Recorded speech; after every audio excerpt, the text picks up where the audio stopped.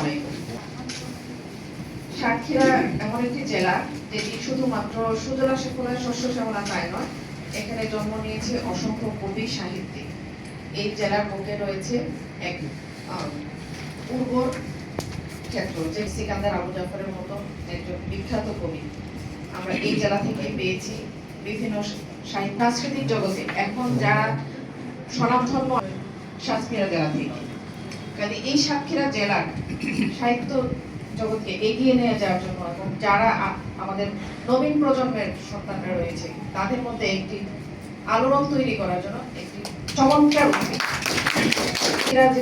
একটি সাহিত্যের জন্য একটি অন্যতম উর্বর জেলা, সেটি তারা স্বাক্ষর রাখছে।